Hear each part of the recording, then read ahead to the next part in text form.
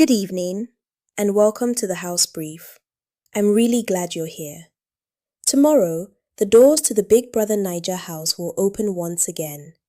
For the next few months, millions of people across Africa and around the world will watch the same house.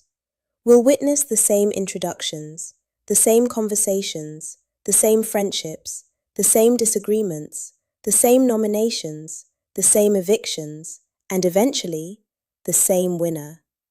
But here's something I've always found fascinating. Although we're all watching the same show, I don't think we're all watching the same game. Because beneath every conversation, every smile, every disagreement, every friendship, and every alliance, another game is quietly unfolding. A game built on influence, trust, leadership, relationships, perception, and human behavior under pressure. That's the game we'll be exploring together on the House Brief. I've been watching Big Brother for years, and one thing I've realized is this. Most of us remember the biggest arguments, the funniest moments, the romances, the betrayals, the unforgettable scenes that dominate social media. And that's understandable. Those moments are entertaining, they're exciting, they're what make Big Brother one of Africa's biggest television shows. But I've always been interested in something else. I've always been interested in what happens beneath those moments. Why did that friendship form? Why did someone suddenly become isolated? Why did one conversation completely change how the house viewed another contestant? Why do some contestants seem to attract trust almost effortlessly, while others struggle, even when they're trying their best? Those are the questions that fascinate me, because I don't believe Big Brother is simply about entertainment. I believe it's one of the most interesting social experiments on television. Think about it for a moment.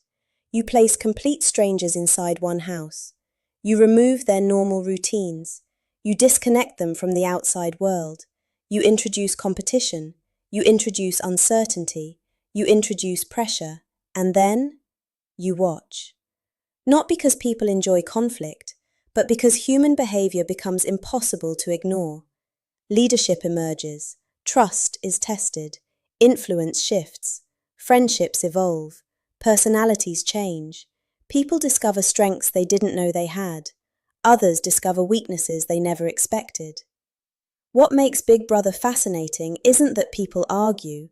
People argue everywhere, at work, at home, in business, in politics.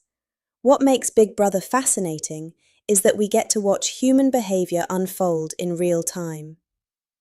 Every season, viewers immediately begin making predictions. This person is definitely winning. That person won't last 2 weeks. She's playing the best game. He's doing too much. We've all done it. I've done it too. Sometimes we're right. Many times we're completely wrong. And I've often wondered why. The answer, I think, is surprisingly simple. Because success inside the house isn't determined by one thing. It's not simply about popularity. It's not simply about strategy. It's not simply about entertainment.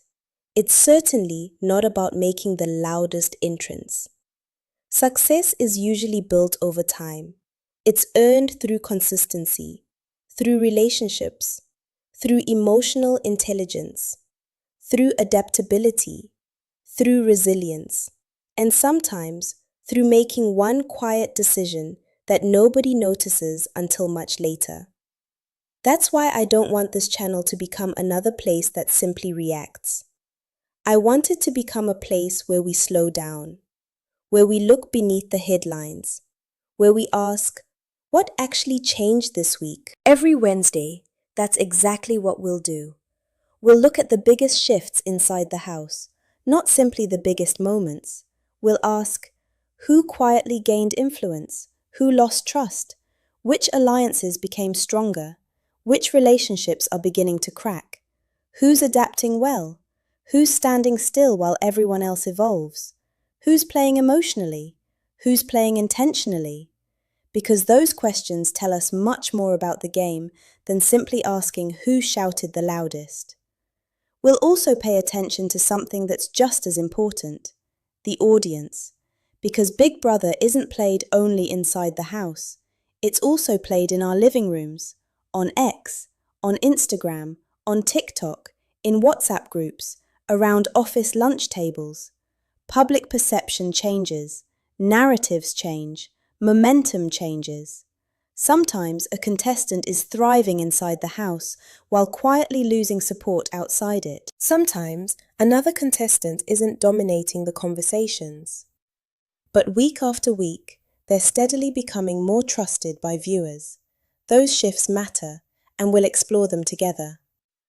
One thing I'd like to make clear from the very beginning: this isn't a gossip channel, this isn't a reaction channel, and this isn't a place where we'll attack contestants. These are real people, people under extraordinary pressure, people making decisions in an environment most of us will never experience. We'll critique decisions, we'll analyze strategy, we'll celebrate smart gameplay, we'll question poor gameplay, but we'll always remember that behind every housemate is a human being deserving of respect. Another promise: if the evidence changes, our opinions should change too. That's what good analysis looks like. It's not about proving ourselves right, it's about understanding what's actually happening. As this season begins, I want to invite you to watch differently. Watch who listens more than they speak. Watch who people naturally gather around. Watch who builds trust without asking for attention. Watch who adapts after making mistakes. Watch who quietly becomes indispensable to others.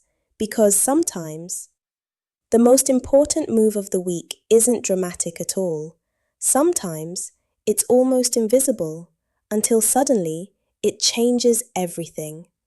Tomorrow, the doors open, new personalities, new stories, new alliances, new rivalries, and somewhere inside that house, the journey of this season's winner begins. Not with the final vote, not with the grand finale, but with the small decisions they'll make from the very first day. Next Wednesday, we'll sit down together for our very first house brief. We'll step back from the noise, we'll separate headlines from strategy, emotion from influence, moments from meaning, and together we'll begin understanding the game beyond the headlines. If thoughtful conversations like these are your kind of thing, I'd love for you to subscribe and join me every Wednesday throughout the season. Thank you for spending this time with me. Welcome to the House Brief. I'll see you after week 1. Good night.